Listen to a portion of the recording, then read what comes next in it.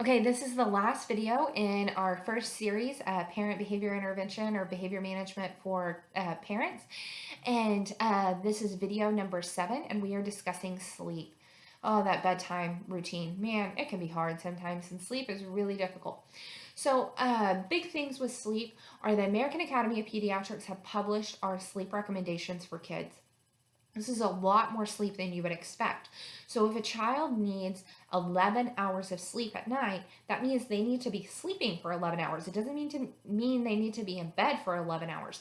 It means that if you put them down at, let's say your wake up time is 6 o'clock in the morning, that means they need to be asleep by 8 p.m. To get that full 11 hours. And so sometimes we don't realize how much sleep children need.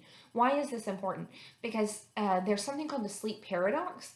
And as adults, whenever we're tired, we're groggy, we're lethargic, we need our coffee, we can't really seem to keep going, and we may seem dazed and spaced out.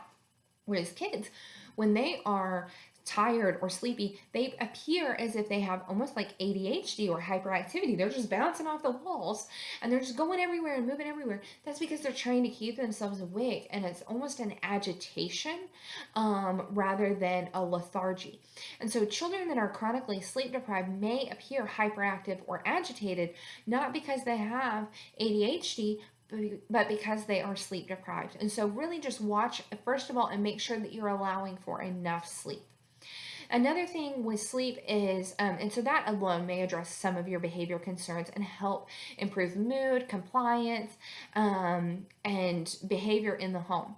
But sometimes, okay, if they need to go to bed at 8 o'clock, how do I get them to fall asleep by 8 o'clock? Because it takes them an hour to fall asleep. And what we're going to talk about is called sleep hygiene. And so, biggest things with sleep hygiene, you want to have a very consistent bedtime routine. This needs to be about 7 activities that start about 30 minutes before bed. Okay, you want this to be the same routine every night. What this does is it signals the release of melatonin in the brain. And so, melatonin is needed to go to sleep, but we have to signal, hey, it's time to release that melatonin. So what you want to do is think about your environment at your house. How can you turn down the lights? How can you close the shades or the blinds to kind of dim the lighting, especially in those summer months when it's really hard to go to sleep if it doesn't get dark until 9 o'clock at night. You may want to close the curtains, so get some room darkening shades or something like that. But dim the mood in the house, okay? And then you want to start doing your bedtime routine. So take your bath. A bath is great because the way that it influences blood pressure, it causes a dip in blood pressure, which also helps facilitate that falling asleep shortly after. And so you take your bath, you brush your teeth, sit down, read your books, put on your pajamas. Think of about 7 things. So close up the house, dim the lights, take your bath, brush your teeth, put on your comfy pajamas, read your books, get your drink, go to the bathroom, and get in bed. Okay. So have that same consistent routine. Not only do you want that consistent routine, but you want that routine to happen at the same time every night. So you may set an alarm. We talked about timers and transitions. Set your alarm. At this time, we're starting that routine, and that routine takes 30 minutes. So that means you should start your alarm or set your alarm 30 minutes before you want them to get in bed. And you want to allow about 15 minutes to go to sleep. So if they need to be asleep by 8, that means we're going to set our alarm for 7:15 so we can get our 30-minute routine done so that they can be in bed by 7:45 so that they will be asleep by 8 o'clock, okay? In their room, again, make sure that it's a cool environment, so you want to lower that temperature. They say the ideal sleeping temperature is 68 degrees, but that also can be tough on your electric bill. So just think about how can you make it a cool environment, make it as dark as possible. Now, a lot of kids need night lights. If your child needs a night light, make sure it does not have an LED light in it. So the light bulb or whatever type of light you use, if you use a light in the bathroom or in the closet or the hallway, make sure that is not an LED light, okay? So you want it to be a fluorescent light or an old-fashioned incandescent light bulb, okay? Not very energy efficient, but okay. So you want it to be cool, you want it to be quiet, you want it to be dark. You may turn on a white noise machine or something to help signal. Again, all of these things are signals for the brain that it is time to sleep. So that consistent routine at a consistent time, cool, quiet, dark environment.